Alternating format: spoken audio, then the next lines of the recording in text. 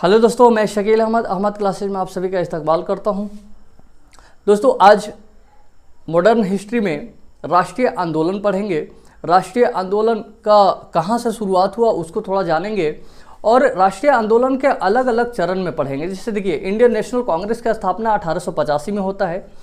उससे बाद 1885 से लेकर के 1947 तक क्रमबद्ध तरीके से लगभग 50-60-70 साल तक का हम देखते हैं वो राष्ट्रीय आंदोलन कैसे आगे बढ़ता है। उसको विभिन्न चरण में हम ऐसे पढ़ेंगे कि इंडियन नेशनल कांग्रेस की स्थापना होती है तो उदारवादी एक चरण आता है जो 20 साल का 1885 से 1905 तक आता है। उसके बाद देखिए उग्रवाद, यानी कि लोगों में जो है पैसेंस नहीं रहता है और वो चाहते हैं कि हम जो अपनी अधिकार को हम मनवाएं जो ब्रिटिश सरकार से, वो प्रार्थना करके नहीं, एक बलपूर्वक से, एक शक्ति से हम मनवाएं अपनी बात। तो उग्र राष्ट्रवाद की जो है 1905 से 1919 तक। उसके बाद देखते हैं कि 1919 से 1939 जन राष्ट्रवाद इसलिए कि गांधी युग का भी इसी समय आपका आगमन होता है। गांधी युग का जो शुरुआत होती है यहीं से होती है और गांधी जी ने सभी जन मतलब सारे जनता को एक साथ में खड़ा किया, एक एकता बहुत बड़ी एक अपने पीछे लेकर के चले। तो वहाँ से बोलते हैं कि जन राष्ट्रवाद, जिसमें सभी लोगों का एक समूह में आते हैं, एकता की ओर बढ़ते हैं। उसके बाद देखते हैं कि 1939 से 1947 जहाँ पर देखते हैं कि स्वतंत्रता तो मिलने की आसार होती है, उसके साथ साथ विभाजन की ओर भी बढ़ते हैं। तो वो विभिन्न चरण में हम क्रमबद्ध तरीके से पढ़ेंगे। देखिए दोस्तों, इससे पहले हमने पढ़ाया था कि इंडियन नेशनल कांग्रेस के पहले जो भी राजनीतिक संस्था थी, महत्वपूर्ण रूप से हमने देखा कि बंगाल प्रेसिडेंसी क्षेत्र में, बंगाल हो, आपको मद्रास है और यहाँ पर आपको बम्बई है, जिसमें देखें कि बंगाल में मुख्य रूप से 5 हमने देखा था। लैंडर्स होल्डर सोसाइटी देखा, ब्रिटिश आपका बंगाल ब्रिटिश इंडियन सोसाइटी था, उसके बाद ब्रिटिश इंडियन सोसाइटी, उसके बाद इंडियन लीग था, उसके बाद इंडियन एसोसिएशन था। ये बंगाल में राजनीतिक संस्था थी। उसके बाद हम देखते हैं कि आपको मद्रास में भी हमने देखा, उसके और आगे हम चलते हैं तो आपको बम्बई में भी देखा। तो इन सब जो भी राजनीतिक संस्था थी वो कहीं ना कहीं 1857 के बाद, जो 1857 में विद्रोह जो है वो विफल हुआ, उसके बाद लोगों में एक एकता का संचार हुआ कि हाँ, हम लोग को मिलना है, एक एकता स्थापित करनी है और एक राजनीतिक संस्था के रूप में एक बनाना है जहाँ से हम अपनी बात को ब्रिटिश सरकार तक हम पहुँचा सकें। तो उसी क्रम में, राष्ट्रीय आंदोलन के क्रम में ही हम देखते हैं कि इंडियन नेशनल कांग्रेस, तो आज हम पढ़ेंगे विस्तृत रूप से कि इंडियन नेशनल कांग्रेस की स्थापना जो हुई वो कैसे हुई, क्या हुई और उसमें उदारवादी चरण क्या था, उसको आज जानने का प्रयास करेंगे।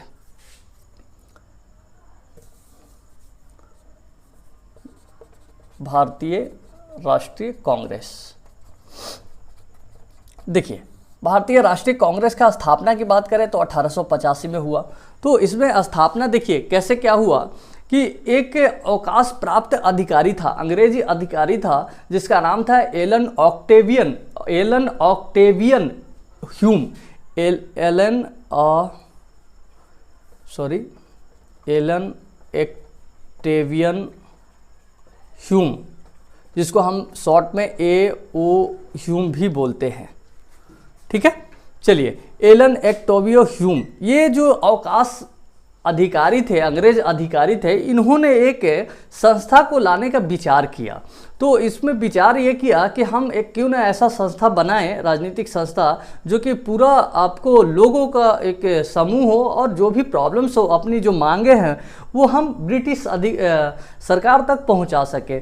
तो देखिए ये कब ये होना था, देखिए 1885 में, तो दिसंबर में देखते कि होना था एक पहले इसका फर्स्ट जो हम बात करें तो ये पूना में होना था। देखिए पूना में होना था पहले इसका स्थापना, लेकिन पूना में क्या है कि उस समय प्लेग नामक एक बीमारी आया, जिसके वजह से वहाँ से स्थान को स्थानांतरण करके बम्बई ले गया गया। तो बम्बई में देखते हैं कि 28 आपको दिसंबर 1885 को एक कॉलेज में हुआ। बम्बई में एक कॉलेज था, गोकुल दास, ठीक है, गोकुल दास तेजपाल संस्कृत को कॉलेज था, गोकुल दास तेजपाल संस्कृत कॉलेज, जहाँ पर सभी लोग बैठे। इसमें देखिए कौन कौन लोग बैठे उसको भी हम जानने का प्रयास करेंगे कि इसमें बैठे कौन कौन लोग। देखिए फर्स्ट जो आए तो इनमें इनका पहले नाम क्या रखा गया उसको भी जानते हैं। ये देखिए, ये तो आपका इस कॉलेज में आपका एक मीटिंग हुई, एक स्थापना हुई बैठ करके, तो उसमें नाम रखा गया भारतीय राष्ट्रीय संघ। ये भारतीय राष्ट्रीय कांग्रेस नहीं था, पहले इसका नाम रखा गया भारतीय राष्ट्रीय संघ रखा गया। हालांकि ये नाम को बाद में देखते हैं कि दादा भाई नौरोजी जो है के सुझाव पर इसको इंडियन नेशनल कांग्रेस रखा गया, यानी भारतीय राष्ट्रीय कांग्रेस। तो कौन? दादा भाई नौरोजी के सुझाव पर, दादा भाई नौरोजी के सुझाव पर इसका नाम जो है भारतीय राष्ट्रीय कांग्रेस रखा गया। चलिए इतना हम समझते हैं। डेट टाइम उस समय देखिए, हम वही चीज़ हम डिस्कस कर रहे हैं जो आपको एग्जाम्स में आपको आएगा, तो इसको आप चाहे तो सुनकर बार बार सुनेंगे तो भी आप याद रख सकते हैं, नहीं तो नोट्स भी आप बना सकते हैं। तो बेसिकली आप बार बार सुन लेंगे कहानी की तरह तो भी आपको याद हो जाएगी। देखिए उस समय वायसराय कौन था? तो वायसराय लॉर्ड डरफिन था, ये भी आपको याद रखिएगा, वायसराय लॉर्ड डरफिन। ठीक है, ये लॉर्ड डरफिन वायसराय उस समय था। अब इसमें भाग कौन लिया वो देखते हैं। देखिए इंडियन नेशनल कांग्रेस की स्थापना जो हुई वो एक संस्कृत कॉलेज में हुई, जहाँ पे गोकुल दास तेजपाल संस्कृत कॉलेज थी। जहाँ पर भाग कौन लिया? तो वहाँ पर भाग लेने वाले जो सदस्य थे वो 72 थे, यानी नंबर ऑफ जो आपका सदस्य है, मेंबर है, वो आपको 72। तो ये 72 में कौन कौन से लोग थे? तो देखिए इसमें वकील थे, पत्रकार थे, और आपका इंजीनियर थे, डॉक्टर थे, और बुद्धिजीवी वर्ग, एक तरह से कह सकते हैं कि बुद्धिजीवी वर्ग थे जिन्होंने इसमें पार्टिसिपेट किया। तो ये भी हम समझ गए। अब देखते हैं कि इसमें जो फर्स्ट हुआ तो इसमें अध्यक्ष कौन थे, उनको भी महत्वपूर्ण है। हालांकि हम देखते हैं कि इंडियन नेशनल कांग्रेस जो बना तो अध्यक्ष जो भी बना है वो लगभग सभी धर्म से के लोग इसमें अध्यक्ष बने हैं। तो एक तरह से कह सकते हैं कि इंडियन नेशनल कांग्रेस का स्वरूप जो था वो एक धर्मनिरपेक्ष था। हम देखते हैं कि आपको चंद्र बनर्जी के साथ साथ हम देखते हैं कि आपको आगे बदरुद्दीन तैयब जी या और आगे भी लोग जो है तो सभी लोग बनते हैं। इसमें कोई ये नहीं है कि वो नहीं, आपको सभी धर्म के लोग बनते हैं, पारसी हो, हिंदू हो, मुस्लिम हो, सभी लोग इसमें बना। ठीक है, दादा भाई नौरोजी भी बने, आगे जो भी लोग हैं सब लोग बने। तो देखिए इसको स्वरूप जो है वो धर्मनिरपेक्ष रहा। अब आगे आते हैं कि प्रथम अध्यक्ष कौन था? तो व्योमेश चंद्र बनर्जी, ये प्रथम अध्यक्ष की हम बात करेंगे तो व्योमेश, ठीक है, व्योमेश आपका चंद्र बनर्जी ये अध्यक्ष थे। ठीक है, ये अध्यक्ष थे। लेकिन इसके साथ साथ हम देखते हैं कि ए.ओ. ह्यूम का क्या भूमिका थी? तो डेट टाइम क्या थे? वो सचिव थे। देखिए ए.ओ. ह्यूम जो थे वो सचिव के पद पर थे स्टार्टिंग में जो स्थापना हुई। अब देखते हैं कि जो शुरुआत हुई थी तो उसमें महत्वपूर्ण रूप से कौन कौन से सदस्य थे, प्रमुख सदस्य। कभी कभी आता है कि प्रमुख सदस्य कौन कौन सा था, तो प्रमुख सदस्य के हम देखते हैं कि इसमें हम नाम देखिए हम लेंगे तो देखिए फर्स्ट जो आता है आपका फिरोज शाह मेहता का आता है। देखिए फिरोज शाह मेहता हो, बदरुद्दीन तैयब जी हो, ये हम नोट कर देते हैं। फिरोज शाह मेहता, बदरुद्दीन तैयब जी। ठीक है, उसके बाद में आपका देखते हैं कि WC बनर्जी आता है। ठीक है, WC बनर्जी के साथ साथ आनंद मोहन बोस है, आनंद मोहन बोस। ठीक है, ये सब महत्वपूर्ण उस समय एक मेंबर थे। इसके साथ साथ रमेश चंद्र दत्त भी है, रमेश चंद्र दत्त, ये भी उस समय आते हैं। तो महत्वपूर्ण रूप से ये 4, 5, 6 होते हैं जो कि एक महत्वपूर्ण यानी सदस्य के रूप में आते हैं। इसके साथ साथ देखिए एक और दो नाम है जहाँ की याद रखने की ज़रूरत है। देखिए सुरेंद्रनाथ बनर्जी भी इंडियन नेशनल कांग्रेस से जुड़े हैं, लेकिन सुरेंद्रनाथ बनर्जी 1885 में हम देखते हैं कि वो शामिल नहीं हो पाते हैं इस सदस्य के रूप में, जहाँ पर ये आपका सभा होना है यानी कि संस्कृत स्कूल में। तो नहीं शामिल होने का रीज़न ये रहता है कि हम देखते हैं कि 1885 में ही इंडियन एसोसिएशन का भी एक कहीं न कहीं एक सभा होती है, तो उसमें वो प्रतिनिधित्व करते हैं, जिसके वजह से वो नहीं आ पाते हैं। तो हालांकि देखते हैं कि इंडियन एसोसिएशन जो 1886 में टूट करके यानी कि उसका विलय जो है इंडियन नेशनल कांग्रेस में हो जाता है। तो इससे पीछे भी वीडियो में बताया था, आज फिर मैं बता रहा हूँ कि कभी कभी क्वेश्चन आता है कि इंडियन नेशनल कांग्रेस में किस एक संस्था का विलय हुआ था 1886 में, तो इंडियन एसोसिएशन का हुआ था। तो ये महत्वपूर्ण रूप से देखिए, दो और इसमें महत्वपूर्ण पॉइंट याद रखिएगा कि देखिए डेट टाइम 1870 के आसपास अलीगढ़ आंदोलन भी देखिए जोरों पर था, और उसके साथ साथ देखते हैं कि सर सैयद अहमद का भी एक काफ़ी उस समय एक पहचान बनी हुई थी, और वो एक बड़े मास स्केल पे भी वो प्रतिनिधित्व कर रहे थे एक क्षेत्र को कह सकते हैं। तो सर सैयद अहमद हालांकि इंडियन नेशनल कांग्रेस में किसी भी तरह से वो संबंध नहीं रखे, तो ये बहुत महत्वपूर्ण है। कभी कभी क्वेश्चन आता है कि इसमें से कौन है जो कि इंडियन नेशनल कांग्रेस से कभी भी संबंध नहीं रखा। हालांकि उस समय चर्चित थे बहुत, फिर भी सर सैयद कौन थे, तो सर सैयद अहमद खां उस समय कभी भी आपका इंडियन नेशनल कांग्रेस से संबंध नहीं रखे। एक और क्वेश्चन आपको आ सकता है इसमें, देखिए बाल गंगाधर तिलक, हालांकि बाल गंगाधर तिलक बाद में जुड़े। जब देखते हैं कि उदारवादी जब चरण 1905 में लगभग समाप्त होता है, तो उसके बाद देखते हैं उग्रवादी चरण आता है 1905 में। तो 1905 के बाद जो शुरू होता है उग्रवादी, उसी में एक थे बाल गंगाधर तिलक। तो बाल गंगाधर तिलक को बहुत नज़दीक आकर के भी कांग्रेस में बहुत एक बड़ा चेहरा थे, फिर भी उनको अध्यक्ष नहीं बनाया गया कभी भी। तो ये क्वेश्चन कभी भी आता है, ये क्वेश्चन कि बाल गंगाधर तिलक एक बहुत नज़दीक आते हुए इंडियन कांग्रेस में आपको वो अध्यक्ष नहीं बन पाए। तो महत्वपूर्ण रूप से एक 2 3 4 पॉइंट है, उसको और भी इसमें देखते हैं क्या क्या पॉइंट है, उसको एक चार्ट के थ्रू में ले आता हूँ। चलिए आगे देखते हैं कि कांग्रेस का जो स्थापना हुआ उससे संबंधित कुछ मत और सिद्धांत था, जो अलग अलग लोग महत्वपूर्ण रूप से था क्या था, जैसे कुछ लोग हैं उन क्या सोचते थे, उन्होंने क्या अपना स्टेटमेंट दिया, क्या नज़रिया रखते हैं, उसके बारे में हम देखते हैं कि कौन क्या क्या बोला था। चलिए देखिए, सेफ्टी बॉल सिद्धांत किसने दिया था, तो देखिए सेफ्टी बॉल का सिद्धांत जो है लाला लाजपत राय ने दिया था। देखिए ये क्या है उसके बारे में भी देखेंगे। लाला लाजपत राय, देखिए लाला लाजपत राय उस समय देखिए यंग इंडिया एक मैगजीन एक प्रकाशित होती थी, एक पत्रिका, जो उसमें इन्होंने लेख लिखा था यंग इंडिया में सेफ्टी बॉल सिद्धांत। ये सेफ्टी बॉल सिद्धांत ये है कि इनका ये मानना था कि ये जो इंडियन नेशनल कांग्रेस है ये ब्रिटिश सरकार के द्वारा ही बनाया गया एक संगठन है, राजनीतिक संगठन, जो अपने फ़ायदे के लिए बनाया गया है। फ़ायदा के लिए इसलिए कह सकते हैं कि 1857 में एक व्यापक स्तर पर विद्रोह होता है, एक क्रांति होती है। उसके बाद देखते हैं कि क्रांति होती है, तो क्रांति कहीं ना कहीं एक बाद में 2 साल में विफल महत्वपूर्ण रूप से होती है, तो विफल भी हो जाती है।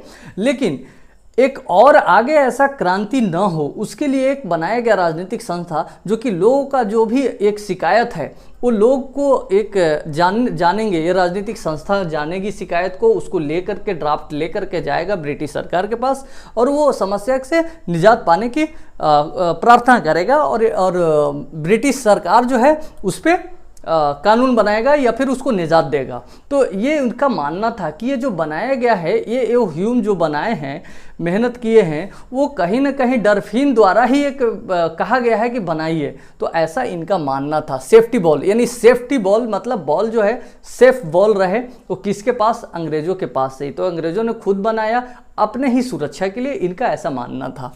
चलिए आगे देखते हैं बंकिम चंद्र चटर्जी। देखिए बंकिम चंद्र चटर्जी जो थे, इन्होंने ऐसा बोला कि इंडियन नेशनल कांग्रेस के जो लोग हैं वो पद के भूखे हैं। तो इन्होंने ऐसा बोला कि बंकिम चंद्र चटर्जी जो है पद के इंडियन नेशनल कांग्रेस के जो लोग हैं, जो लोग उसमें बैठे हुए हैं, वो एक पद के भूखे हैं। तो ऐसा भी हम देखते हैं कि इंडियन नेशनल कांग्रेस में शुरुआत में जो लोग थे, तो उसमें पूंजीपति वर्ग लोग थे, डॉक्टर थे, इंजीनियर थे, बुद्धिजीवी वर्ग थे, और महत्वपूर्ण रूप से इसमें शहरी जो भी शामिल भी थे वो शहरी शिक्षित वर्ग थे, ग्रामीण एरिया से नहीं थे। तो कह सकते हैं कि बहुत कम एक क्षेत्र का प्रतिनिधित्व भी करता है। तो आगे देखो ऐसे, और सर सैयद अहमद खान क्या कहा उसके बारे में भी देखते हैं। इन्होंने ये कहा कि ये जो इंडियन नेशनल कांग्रेस जो राजनीतिक संस्था है, ये न तो लोगों के द्वारा प्रेरित है और न एक योजनाबद्ध तरीके से है। तो इन्होंने इसलिए कहा कि इसमें तो एक जनता शामिल ही नहीं है, इसमें तो सिर्फ एक पूंजीपति वर्ग, एक तरह से कह सकते हैं बुद्धिजीवी के कुछ वर्ग के लोग ही शामिल है, तो सारे जनता तो शामिल है नहीं। तो इन्होंने कहा कि नहीं, ये तो आपका न तो लोगों के द्वारा प्रेरित है, न तो योजनाबद्ध तरीके से लाया गया है। आगे देखते हैं अश्विनी कुमार दत्त ने क्या कहा था। इन्होंने कहा था कि इंडियन नेशनल कांग्रेस जो है वो 3 दिन का एक तमाशा है या मेला कह सकते हैं। ऐसा इन्होंने बताया कि ये 3 दिन का तमाशा है, ये ज़्यादा कुछ नहीं है, ऐसा इनका मानना था। उसके बाद देखते हैं डरफिन ने क्या कहा। डरफिन उस समय वायसराय था। डरफिन ने ये बोला कि ये जो इंडियन नेशनल कांग्रेस की स्थापना जो हुई है ये अल्पसंख्यक वर्ग का प्रतिनिधित्व करता है। मतलब ये जो है बहुत कम सीमित क्षेत्र का, एकदम सूक्ष्म क्षेत्र का प्रतिनिधित्व करता है अल्पसंख्यक वर्ग। अल्पसंख्यक वर्ग इसलिए कि इसमें तो मास स्केल पे लोग शामिल ही नहीं थे, सिर्फ और सिर्फ बुद्धिजीवी वर्ग और एक पूंजीपति वर्ग के लोग ही शामिल थे। जो पढ़े लिखे और शिक्षित वर्ग, वो भी कहाँ, तो शिक्षित वर्ग जो शहरी क्षेत्र में रहता है वही लोग इसमें शामिल थे, इनका ये मानना था। आगे देखते हैं कि लॉर्ड कर्जन ने क्या कहा, उसके बारे में भी देखते हैं। कि लॉर्ड कर्जन ने ये कहा कि कब कहा, जब 1905 में जब ये वायसराय बना, लॉर्ड वायसराय बना ये लॉर्ड कर्जन, तो 1905 में जो उदारवादी चरण था, तो 1905 तक आते आते उदारवादी चरण बहुत हालत ख़राब हो गई थी। यानी कि एक तरह से इन्होंने कहा जहाँ से हालत इसलिए भी खराब हो गई कि उसके बाद देखते हैं कि इंडियन नेशनल कांग्रेस का विभाजन 1907 में सूरत अधिवेशन में हो जाता है, जहाँ पर देखते हैं कि उग्रवाद के लोग भी, जो समर्थन करने वाले भी लोग आ जाते हैं, जो कि ये कहते हैं कि हम इंडियन नेशनल कांग्रेस का जो विचारधारा है कि हम एक प्रार्थना पत्र द्वारा, यानी कि भीख मांग कर कह सकते हैं कि प्रार्थना पत्र द्वारा एक रिक्वेस्ट करके हम अपनी अधिकार, संवैधानिक अधिकार जो लेने का है तरीका, उससे कुछ भी हासिल नहीं हो रहा है। और वास्तविकता यही थी कि 1905 तक 20 साल तक उदारवादी चरण जो है अपने को कोशिश यही किया कि हम एक संवैधानिक दायरे में रहकर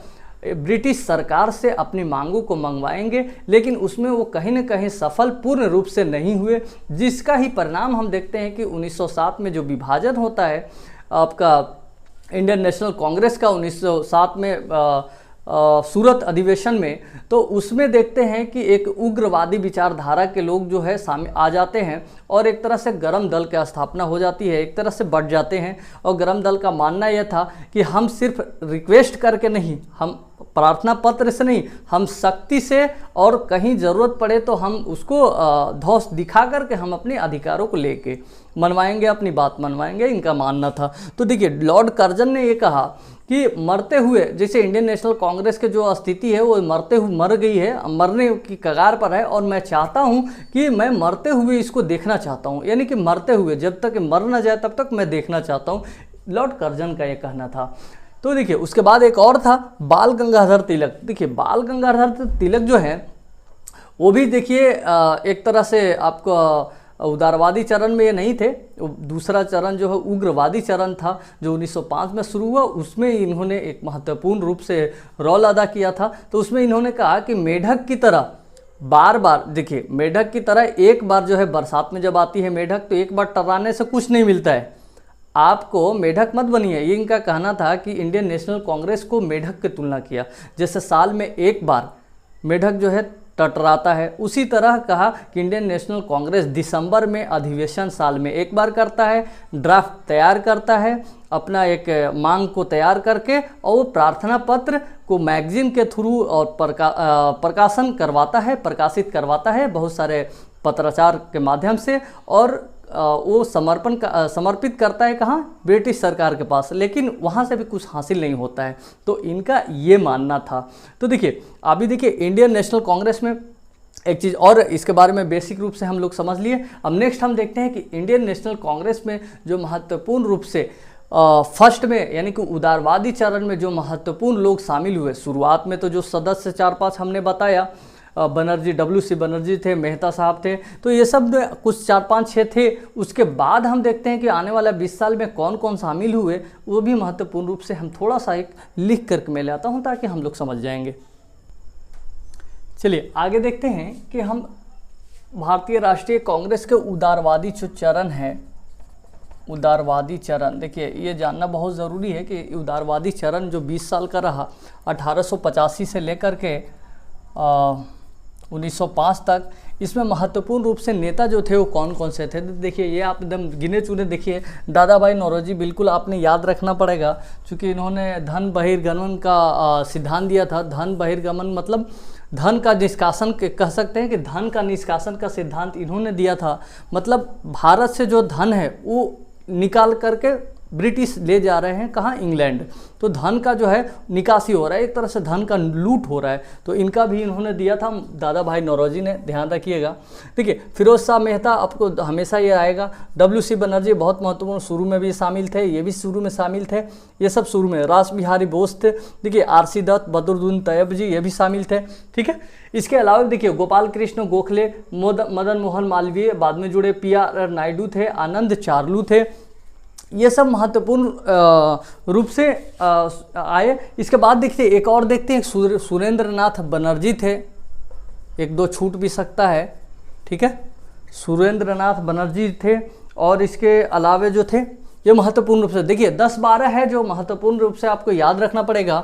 देखिए दादा भाई नौरोजी, फिरोज शाह आपको मेहता है, WC बनर्जी है, आपको रास बिहारी बोस है, RC दत्त है, आपको इधर आएंगे तो सुरेंद्र नाथ बनर्जी है, गोखले साहब हैं, मदन मोहन मालवीय साहब हैं, PR नायडू है, आनंद चार्लू है। ये आपको महत्वपूर्ण रूप से 6-5 11-12 है, 10 के आसपास, ये आपको महत्वपूर्ण रूप से याद रखिएगा। तो इंडियन नेशनल कांग्रेस का हम बात करें तो 1800, देखिए इसका उद्देश्य को थोड़ा सा समझते हैं कि इंडियन नेशनल कांग्रेस का उद्देश्य क्या था। शुरुआत में जो उदारवादी चरण था, देखिए उदारवादी चरण में हम देखते हैं कि इसमें जो है पूंजीपति वर्ग और एक तरह से कह सकते हैं शिक्षित शहरी वर्ग लोग शुरुआत में शामिल थे।